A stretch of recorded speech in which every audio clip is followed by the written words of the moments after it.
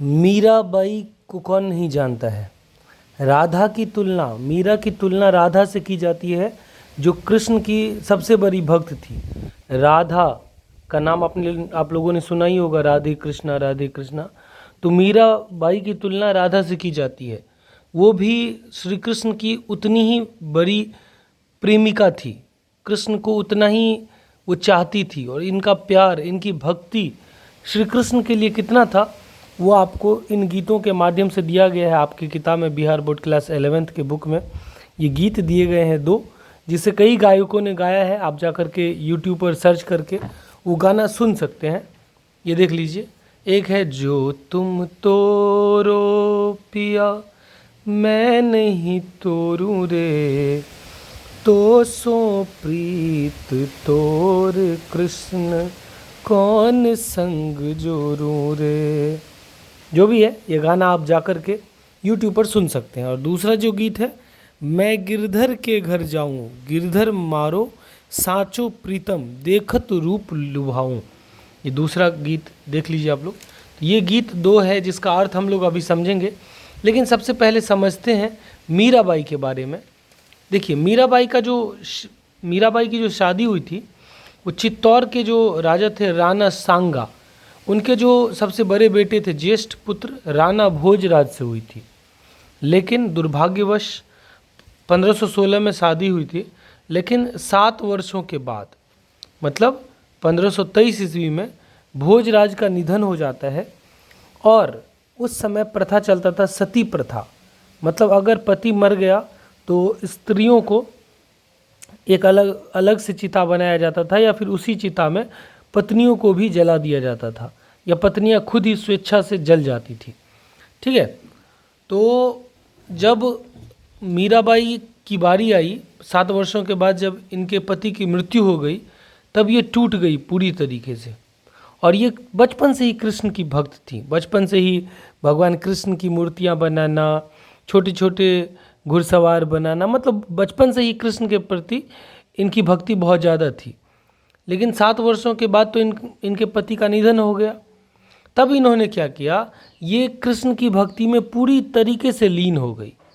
अब इनके लिए कुछ भी नहीं था दुनिया में बचा। एक पति था, वो भी, उनका भी निधन हो गया। तो अब कौन बचे? अब कृष्ण ही बचे, जो उनके पहले पति थे। क्योंकि इनके जो पति थे भोजराज, इनसे भी पहले वो कृष्ण से प्रेम करती थी, जो मीरा थी वो। तो मीरा जो है वो उनके पति के मृत्यु के बाद ये पूरे तरीके से कृष्ण के भक्ति में लीन हो गई। उसके बाद इनके जो ससुर थे राणा सांगा, इनकी भी मृत्यु हो गई। लेकिन राणा सांगा की मृत्यु के बाद जो इनका जो उत्तराधिकारी था, राणा सांगा का दूसरा बेटा, वो था राणा विक्रम सिंह। उसको मीरा का जो आचरण था वो बर्दाश्त नहीं हुआ। ये जो आचरण था कृष्ण की भक्ति में, वो मीरा दिन रात कृष्ण के प्रेम में मतवाली रहती थी। साधु संतों के साथ मगन होकर के कीर्तन में लीन रहती थी। पाँव में घुंघरू बांधकर नाचती रहती थी। कृष्ण के मूर्ति के सामने में उनको रिझाती रहती थी। उसके बाद क्या हुआ, राणा सांग, उसके जो वो थे विक्रम सिंह ने, उन्होंने अनेक यातनाएं दी मीरा को, लेकिन वो कृष्ण के प्रेम में अविचल रही, वो अडिग रही, हटी नहीं, डरी नहीं। ठीक है। वो चली गई घर छोड़ करके, अपना गांव, संसार, सब कुछ छोड़ करके, समाज की बेरियों को तोड़ते हुए, घर के चौखट को तोड़ते हुए। इनका प्रेम ऐसा था जिसने सिर्फ घर के चौखट को नहीं लांघा। मीरा के प्रेम ने घर के चौखट के साथ समाज की बेरियों को, देश के सीमाओं को तोड़ करके पूरी दुनिया में ये फैल गई। मीरा का प्रेम ऐसा था। उसके बाद वो पुष्कर की यात्रा पर चली गई, और जब पुष्कर की यात्रा से वो वापस आ रही थी, तब वो भक्त मंडली के साथ वृंदावन चली गई। और वहाँ कृष्ण के द्वारका प्रवास, यहाँ पर देख लीजिए कि सुधि आने पर द्वारका पहुँच गई, कि अब कृष्ण जो है वो द्वारका में है। द्वारका में ही कृष्ण रहते थे। तो वो द्वारका गई, और द्वारका में रणछोड़ कृष्ण के मंदिर में मूर्ति के सम्मुख एकाग्र भाव से भक्ति में लीन रहकर उन्होंने अपना शेष जीवन व्यतीत किया। जो रणछोड़ कृष्ण का मंदिर है, उसमें मूर्ति के सामने एकदम एकाग्र भाव से लीन होकर के उन्होंने अपना सारा जीवन बिताया और द्वारका में ही उनका अल्प वय में अवसान हुआ, उनका भी निधन हो गया।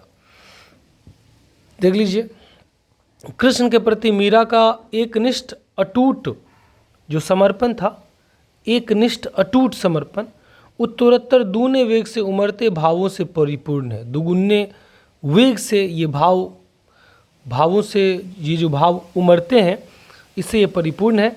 और इसलिए पाठक जो पढ़ते हैं इसको और जो श्रोता जो इनके गीतों को सुनते हैं, इनके लेखों को सुनते हैं, वो भाव विभोर हो जाते हैं तथा तल्लीन कर देने वाला इनका काव्य है। मीरा की तुलना भारतीय साहित्य में तमिल की वैष्णव भक्त कवित्री जो है गोदा अंडाल और कश्मीरी की शिव भक्त कवित्री ललद्यद से भी की जाती है, किंतु सबसे बढ़कर वे कृष्ण की प्रेयसी राधा से तुलनीय प्रतीत होती हैं। उनकी तुलना राधा से भी की जा सकती है। यहाँ जो पद हैं वो मीरा के 2 पद मशहूर उर्दू शायर जो हैं अली जाफ़री उनके द्वारा संपादित की गई है। प्रेम वाणी ये किताब का नाम है, उसमें ये संकलित है ये मीरा के दोनों गीत। मीरा के ये पद विभिन्न गायकों के द्वारा गाए गए, लोकप्रिय और मशहूर है। जो पहला पद है उसमें मीरा का प्रियतम श्री कृष्ण के लिए बेपरवाह एकांतिक प्रेम व्यंजित है। कृष्ण के लिए जो बेपरवाह एकांतिक प्यार है, जो प्रेम है, वो दिखाई पड़ता है पहले पद में। श्री कृष्ण के प्रेम में वो मस्त है, इसकी परवाह तक नहीं करती कि प्रियतम जो कृष्ण है उनकी ओर से उनके प्रेम का प्रत्युत्तर भी आता है या नहीं, उनके प्रेम का कोई उत्तर भी कृष्ण की तरफ से आता है या नहीं। वो एक तरफा प्रेम है मीरा का और वो उसमें मस्त है उनके प्रेम में, इसकी परवाह तक नहीं करती कि उत्तर भी आता है कि नहीं। यह प्रेम मधुरा भक्ति की पराकाष्ठा पर पहुंचता है। यह जो मीरा का प्रेम है वो मधुर भक्ति की पराकाष्ठा पर पहुंच जाता है। और ये गीत हम आप लोगों को थोड़ा सुना देते हैं और इसका अर्थ भी बता देते हैं कि क्या है, जिसमें मीरा का जो प्रेम है वो मधुर भक्ति की पराकाष्ठा पर पहुंच जाता है। कृष्ण के तरफ से उत्तर आता है कि नहीं, ये कहते हैं कि जो तुम तोड़ो पिया मैं नहीं तोड़ूं। तुम भले तोड़ दो कृष्ण, लेकिन मैं नहीं तोड़ सकती हूँ। ये जो डोर है हम दोनों के बीच में, ये जो प्यार का रिश्ता है, ये जो बंधन है, इसको भले तुम तोड़ दो लेकिन मैं नहीं तोड़ सकती, मैं नहीं तोड़ूंगी। तो सो प्रीत तोड़ कृष्ण कौन संग जोड़ूं। तुमसे प्रीत तोड़ करके, तुमसे प्यार का बंधन तोड़ करके मैं भला किसके साथ जोड़ूंगी। मेरा किसी के साथ मेल हो ही नहीं सकता। क्यों नहीं हो सकता? क्योंकि तुम भय तरुवर मैं भई पंखिया। क्योंकि तुम अगर पेड़ पौधा हो तो मैं उस पर बैठने वाली पंछी हूँ। तुम भय सरोवर मैं भई मछिया। तुम अगर सरोवर हो तो मैं मछली हूँ। अब सरोवर के बिना भला मछली कहाँ जाए? अब तरुवर के बिना, पेड़ पौधों के बिना भला पंछी कहाँ जाए? तुम भय गिरिवर मैं भई चारा। तुम गिरिवर हो, तुम पर्वत हो और मैं उस पर्वत पर लगने वाला चारा हूँ जिसे गाय आकर के चरती है पहाड़ों के, पर्वतों के किनारे किनारे। तो तुम गिरिवर हो और मैं चारा हूँ। तुम भय चंदा मैं भई चकोरा। तुम चंदा हो और मैं चकोर हूँ, जो चांद को देख करके ही जीवित रहता है, मैं वो चकोर हूँ। तुम भय मोती प्रभु हम भय धागा। तुम मोती हो और मैं धागा हूँ, मुझी में बंध करके तुम्हारा आकार निखरेगा। तुम भय सोना हम भय सुहागा। जैसे सोना को शुद्ध करने के लिए सुहागा की आवश्यकता पड़ती है, सोना में निखार लाने के लिए सुहागा की आवश्यकता पड़ती है, उसी प्रकार प्रभु तुम सोना हो तो मैं सुहागा हूँ, मुझसे ही तुम्हारा निखार आएगा। मीरा कहे प्रभु ब्रज के वासी। तुम मेरे ठाकुर मैं तेरी दासी। मीरा कहती है कि हे ब्रज के वासी श्री कृष्ण, तुम मेरे ठाकुर हो, तुम मेरे सब कुछ हो, तुम मेरे मालिक हो, तुम मेरे पति हो और मैं तुम्हारी दासी हूँ। मैं तुम्हारी दासी हूँ, तो मैं तुमसे कैसे तोड़ सकती हूँ रिश्ता। ये जो कंपैरिजन किया गया है, इसमें अगर कोई एक भी मिस हो जाए तो दूसरे का कोई वैल्यू नहीं रह जाता। सुहागा के बिना सोना चमक नहीं सकता है। दासी के बिना ठाकुर का क्या काम, दासी ही नहीं है तो वो ठाकुर किस बात का। और अगर धागा ही नहीं है तो मोती किस बात का। और अगर चकोर ही नहीं तो फिर चंदा किस बात का। चंदा के उगने का तो मज़ा तभी है जब कोई चकोर उसे देखे, जब कोई घूंघट की ओट से, घूंघट की आड़ से दिलबर का दीदार अधूरा रहता है। जब तक न पड़े आशिक की नज़र श्रृंगार अधूरा रहता है। जिसके लिए श्रृंगार किया है वही नहीं देखे, श्रृंगार किस काम का। तो चंदा ऊपर में निकले और चकोर उसे नहीं निहारे, नहीं देखे, तो फिर चंदा की खूबसूरती किस काम की। ठीक है। अगर पहाड़ों के नीचे में चारा ही ना हो तो फिर पहाड़ किस काम के। और अगर सरोवर ना हो तो मछिया किस काम की। और अगर मछिया नहीं हो तो फिर वो सरोवर किस नाम का। और अगर तरवर नहीं हो तो पक्षी का क्या होगा। और अगर तरवर पर पक्षी ही ना हो तो वो तरवर कैसा। तो तुमसे जो मेरा रिश्ता है वो इतना घनिष्ठ है कि मैं तोड़ नहीं सकती हूँ। भले तुम तोड़ दो लेकिन मैं नहीं तोड़ सकती, क्योंकि तुम तरवर हो, तुम पेड़ हो, मैं पंछी हूँ। मैं नहीं रहूँगी फिर भी तुम जिंदा रहोगे, लेकिन तुम नहीं रहोगे तो मैं जिंदा नहीं रह सकती। तुम सरवर हो, मैं मछिया हूँ। मैं नहीं रहूँगी फिर भी तुम्हारा अस्तित्व रहेगा, लेकिन तुम नहीं रहोगे तो मेरा अस्तित्व नहीं रहेगा। मैं चारा हूँ, तुम गिरिवर हो, तुम्हारे बिना मेरा कोई अस्तित्व नहीं है श्री कृष्ण। इसलिए तुम भले तोड़ दो रिश्ता, मैं नहीं तोड़ सकती। यहाँ पर श्री कृष्ण के तरफ से कोई उत्तर आए या ना आए, मीरा उनके प्रेम में मग्न है।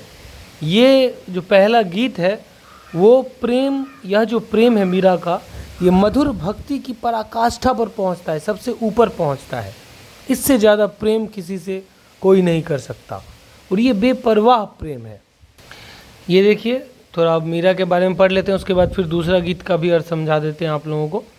इनका जन्म 1504 में हुआ था और निधन 1558 से 63 के बीच में हुआ था, क्योंकि ये चली गई थी, अपना अलग से जीवन व्यतीत कर रही थी द्वारका में, रणछोड़ कृष्ण मंदिर के पास। तो किसको क्या पता कि कब इनका देहावसान हुआ, कब इनका निधन हुआ, उसका जानकारी नहीं है, इसलिए ये अनुमानित दिया हुआ है। जन्म स्थान जो है वो राजस्थान के मेड़ता के समीपवर्ती गांव कुड़की में इनका जन्म हुआ था।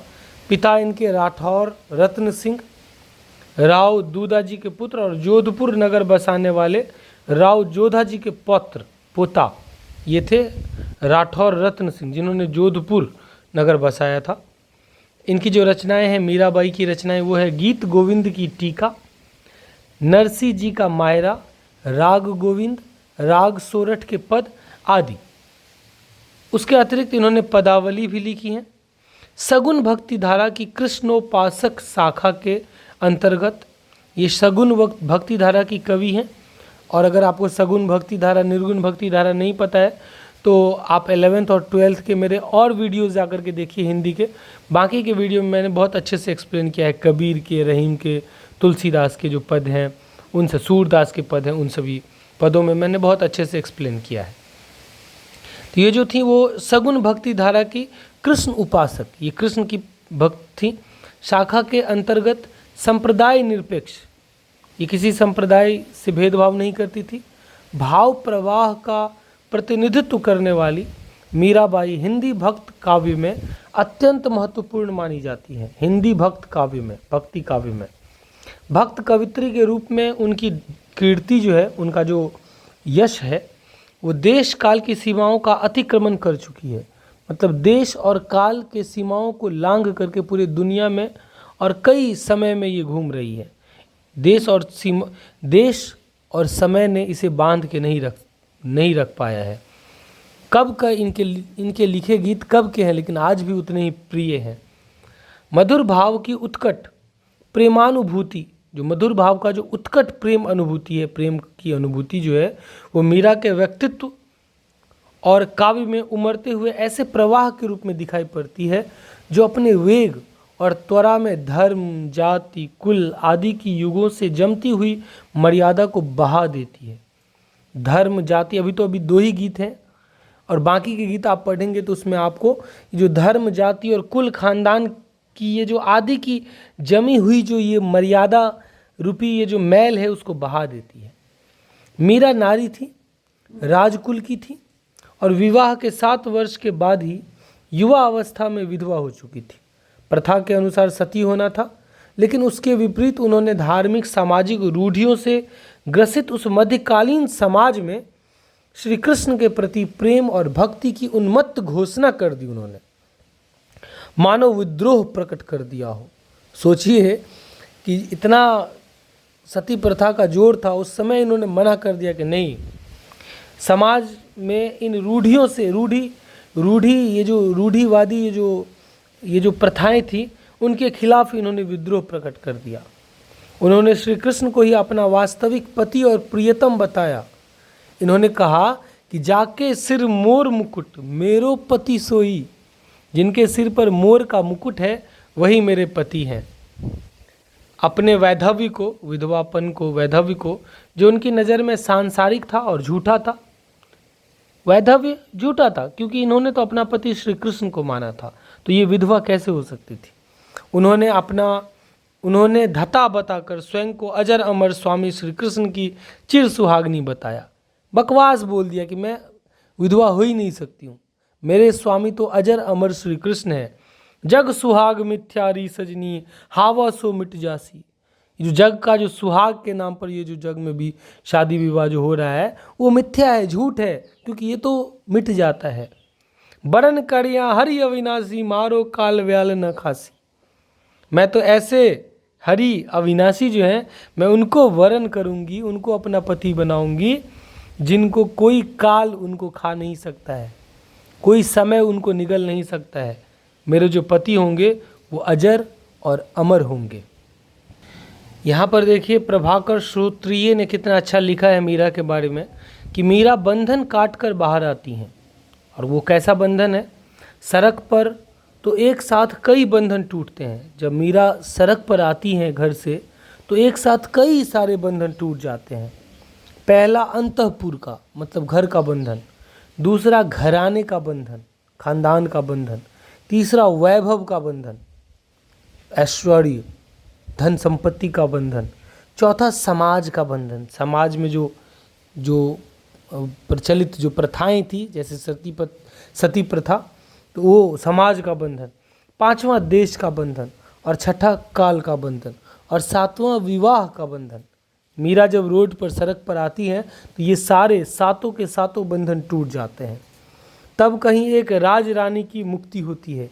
एक राज रानी इन सारे चीज़ों से मुक्त हो जाती है, घर से मुक्त हो जाती है, घराने से मुक्त हो जाती है, धन और ऐश्वर्य वैभव से मुक्त हो जाती है, समाज से मुक्त हो जाती है, देश काल और विवाह से एक राज रानी मुक्त हो जाती है।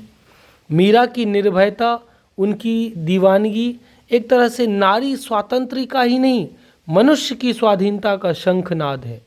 मीरा की जो ये जो निर्भयता है, निडरता है, उनकी जो ये दीवानगी है, वो सिर्फ नारी की आज़ादी की बात नहीं है, ये मनुष्य की आज़ादी का शंखनाद है, शुरुआत है। भले ही इसका केंद्र भक्ति हो, लेकिन उसमें सारे लक्षण आज़ादी के हैं, स्वाभाविक बात है। मीरा ने आज़ादी का शंखनाद किया उस समय जब सती प्रथा था। सती प्रथा समझते हैं? स्त्रियों को उनके पति के साथ जला दिया जाता था, ठीक है। सोचिए अगर वो प्रथा आज के ज़माने में होता तो क्या होता। तो मीरा ने नारियों स्त्रियों पर तो हजारों लाखों सालों से अत्याचार होते आ रहे हैं, आज भी होता है। आज स्त्रियों को जलाया तो नहीं जाता पति के साथ, लेकिन पति के मरने के बाद उसे पल पल जलाया जाता है। कोई उसे डायन बोल देता है, कोई उसे बदचलन बोलता है, दूसरी शादी करने पर उसे नीच दृष्टि से देखा जाता है। ये किसी भी तरीके से सही नहीं है। अगर सबको अपने तरीके से जीने का अधिकार है, अगर किसी जवानी में किसी पुरुष की स्त्री मर जाती है तो वो शौक से शादी कर लेता है और कोई उसे कुछ बुरा भला नहीं बोलता, बल्कि बोलता है कि अच्छा किया उसने शादी कर लिया, बुढ़ापे में कौन देखता, खाना बना के कौन खिलाता। लेकिन वहीं पर अगर किसी स्त्री का पति मर जाता है या फिर उसका पति उसे छोड़ दे, तो फिर अगर वो शादी कर ले तो फिर लोगों का मुंह फूल जाता है, वाह भाई वाह, लाखों सालों से तो स्त्रियों पर अत्याचार हो ही रहा था, अब तो 21वीं सदी में आ गए हो, अब तो सुधर जाओ। सबको ये ज़िंदगी अनमोल है, एक बार ये ज़िंदगी मिली है फिर दोबारा नहीं मिलेगी, ठीक है। तो उस ज़िंदगी को, किसी के ज़िंदगी को नर्क बनाने का, किसी को अपने हिसाब से ढालने की आवश्यकता नहीं है। सबको अपने तरीके से जीने का अधिकार है, और वो कैसे जिए वो मीरा से सीखे। मीरा ने किस प्रकार समाज के बंधनों को तोड़ दिया था, मीरा ने किस प्रकार घराने देश काल के बंधनों को तोड़ दिया था और कृष्ण के भक्ति में लीन हो गई थी। हाँ, तो दूसरा पद हम लोग पढ़ते हैं और दूसरे पद के बारे में देखिए। दूसरे पद में उनके प्रेम का एक दूसरा ही रूप सामने आता है, जहाँ वे श्री कृष्ण के सौंदर्य और प्रेम के जादुई पाश में कुछ इस तरह बंधी हुई हैं कि अपना कहने को उनके पास कुछ भी शेष नहीं है। मीरा श्री कृष्ण के सौंदर्य और प्रेम में इस तरीके से बंधी हुई है कि उनके पास ऐसा लग रहा है कि मीरा के पास कुछ है ही नहीं। वह श्री कृष्ण पर पूरी तरह न्योछावर है, अपना सब कुछ लुटा चुकी हैं, उन पर लुट चुकी हैं। अब श्री कृष्ण पर ही निर्भर करता है कि वे उसे चाहे जैसे रखें। मीरा उनके रंग में रंगी हुई है, उनकी इच्छाओं में पूरी तरह ढल चुकी है। यह सर्वात्म समर्पण की पराकाष्ठा है। कैसे कोई किसी के लिए सब कुछ समर्पित कर दे, इसकी पराकाष्ठा है। इससे ज़्यादा समर्पण कोई नहीं कर सकता किसी के लिए। चलिए देखते हैं दूसरा गीत। ये कहती हैं कि मैं गिरधर के घर जाऊं। अब यहाँ पर जाऊं मतलब मैं गिरधर के घर जाती हूँ या जाऊंगी। मैंने क्या कहा, इनके जो गीत हैं, मीरा का जो प्रेम है वो काल के बंधनों को काट देती है, काल के बंधनों से मुक्त है। मैं गिरधर के घर जा रही हूँ, जाती हूँ या जाऊंगी, काल में उसे आप मत देखिए, समय के आधार पर आप मुझसे मत देखिए, ठीक है। ये कहते हैं कि मैं गिरधर, जो गिरधर हैं, जो गोवर्धन पर्वत को उठाने वाले श्री कृष्ण हैं, मैं उनके घर जाऊंगी या मैं उनके घर जाती हूँ, रोज जाती हूँ। प्रेम जरूरी नहीं है कि प्रेम में सामने वाला हो ही, सामने वाला प्रेजेंट हो, सामने वाला का घर हो, नहीं। प्रेम में तो ऐसे ही घर बन जाते हैं, प्रेम में तो ऐसे ही सामने वाला आ जाता है। ये कहती हैं कि मैं गिरधर के घर जाऊंगी। गिरधर मारो साचो प्रीतम, गिरधर जो हैं वो मेरे सच्चे प्रियतम हैं। देखत रूप लुभाऊं, उनके रूप को देख करके मैं बहुत ज़्यादा लुभ जाती हूँ, और उनको देखते ही मैं एकदम लुभा जाती हूँ। रैन परे तब ही उठ जाऊँ, रात होते ही मैं उनके घर चली जाऊँगी या चली जाती हूँ। भोर भये उठ आऊँ, और जैसे ही भोर आता है, सुबह होती है, कि मैं उनके घर से उठ करके आ जाती हूँ। श्री कृष्ण से मिलने के लिए जाती हैं रात में। रैन परे तब ही उठ जाऊँ, जैसे ही रात होती है कि मैं उठ करके चली जाती हूँ। भोर भये उठ आऊँ है, जैसे ही सुबह होती है मैं आ जाती हूँ। रैन दिना वाके संग खेलूँ, रात दिन उसी के संग खेलूँ। ज्यूँ त्यों ता ही रिझाऊँ, और जैसे तैसे उनको मैं रिझाऊँगी या रिझाती हूँ, ठीक है। जैसे हो तैसे हो मैं उनको रिझाऊँगी, उनको प्रसन्न करूँगी, उनके साथ खेल करके, उनके सामने में नृत्य करके, जिस तरीके से होगा मैं उनको प्रसन्न करने का प्रयास करूँगी। रिझाऊँगी, प्रयास नहीं करूँगी, रिझाऊँगी। जो अब देखिए इनके पास कुछ नहीं है, ये इस तरीके से लुट चुकी हैं श्री कृष्ण के प्यार में। तो लुट गए हम तेरी मोहब्बत में। मोहब्बत में लुटना इसे कहते हैं। मोहब्बत में लुटने के बाद अगर तरप तरप के आह निकलती रही, अगर तड़प रहे हैं और आह निकल रही है तो फिर वो मोहब्बत नहीं है, वो तो बस एक अट्रैक्शन है, आकर्षण है। ठीक है, मोहब्बत तो ये है जो उस पर इस तरीके से लुट जाओ कि दूर होने पर भी दूर ना रह सको। ये कहती हैं कि जो पहिरावे सोई पहिरूं, वो जो पहनाएंगे वही मैं पहनूंगी, क्योंकि मेरे पास तो कुछ पहनने के लिए है ही नहीं। जो दे सोई खाऊं, और वो जो देंगे खाने के लिए वही मैं खाऊंगी। मेरी उनकी प्रीत पुरानी, मेरी और उनकी जो प्रीत है, जो प्रेम है, वो बहुत पुरानी है। उन बिन पल न रहा हूँ, और उनके बिन मैं एक पल नहीं रह सकती हूँ। जहाँ बैठावे तित ही बैठूँ, जहाँ कृष्ण मुझे बैठा दे वहीं पर मैं बैठी रह जाऊंगी हमेशा हमेशा के लिए। बेचे तो बिक जाऊं, और अगर वो मुझे बेचना चाहे कहीं पर तो मैं उनके लिए बिक भी जाऊंगी। मीरा के प्रभु गिरधर नागर, ये कहती हैं कि जो गिरधर नागर हैं, जो कृष्ण हैं, वो मीरा के हैं, सिर्फ मीरा के हैं। बार बार बलि जाऊं, और उन पर तो मैं बार बार खुद को बलि चढ़ा दूं, मैं उन पर बार बार न्योछावर हो जाऊं, मैं उनके लिए बार बार जन्म लूं, बार बार मिट जाऊं। इतना प्यार है।